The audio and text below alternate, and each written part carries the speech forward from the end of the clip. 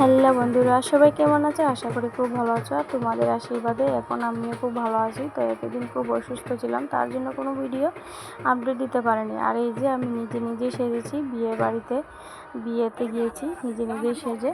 তো কমেন্টে জানাবে কেমন সেজেছি। আর এখন ফুচকা খেয়ে নিচ্ছি। বর আসছিল না, অনেক লেট করছিল বর, তো কিছু হাঁটাহাঁটি করে ভালো লাগছিল না, তো ফুচকা খেয়ে নিই। আর ফুচকা দেখে কি ফুচকা খাবো না তাই কখনো হয়? তো ফুচকা খেয়ে নিলাম।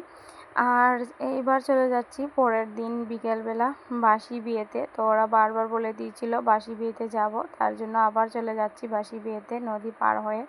তো এখানে নৌকাটা নদীর এপারে চলে গিয়েছে, আরও লোক আসবে তার জন্য মানে নদীর এপারে চলে গিয়েছিল। আর আমি বোন এখানে দাঁড়িয়ে আছি রেডি হয়ে, নদী পার হব। আর নৌকা চলে এসেছে, তো এবার নদীটা পার হয়ে যাব। আমার বাবা শোনা আগে নৌকোতে বসে গিয়েছিল, তো আমি ভয় পাচ্ছিলাম, ওদিকে একদম ভয়ই পাচ্ছিল না, ও নদী পার হয়ে চলে আসলো। তারপর দাদুর বাড়িতে সকালে একবার এসেছিলাম, তো সকালে এসে কিছু দিদাকে কিছু সাহায্য করে তারপর চলে গিয়েছিলাম বাসি বিয়েতে। আর এই যে এখানে ছেলেটা খুব নাচ করছে। আর আজকে দাদুর বাড়িতে ছিল গৃহপ্রবেশ, ওরা নতুন বাড়ি বানিয়েছে, তো ওরা নতুন বাড়িতে আজকে গৃহপ্রবেশ করেছে, তার জন্য না আসলে ওরা রাগ করবে, তাই চলে আসলাম, সন্ধ্যের পর এখানে চলে আসলাম। বাসি বিয়ে থেকে এসে তারপর বাড়িতে সন্ধে দিয়ে তারপর বাবাকে চা দিয়ে তারপর চলে আসলাম আমি আর বোন। আর এখানে এসে দিকে এই ছেলেটা খুব নাচ করছিল, তো তাই ভিডিও করে নিলাম। আর গানটা দেইনি কারণ কপিরাইট চলে আসবে।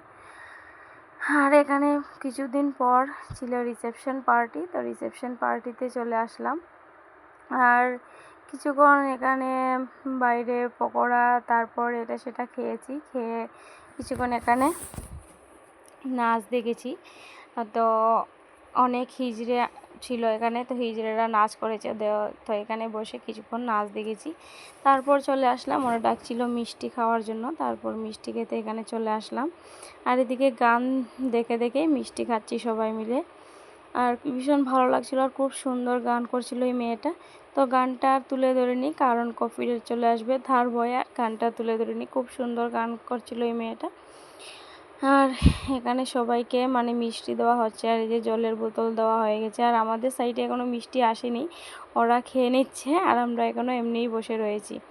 আর এই যে পিসি আর আমরা সব হচ্ছি কনে পক্ষ, দিবাইয়ের বাড়ির লোক। তো সবাই দেখো অনেকজন আমরা এখানে, তো সবাই মিলে বসে পড়েছি মিষ্টি খেতে। আর এই যে মা আর বোন এখানে বসে আছে।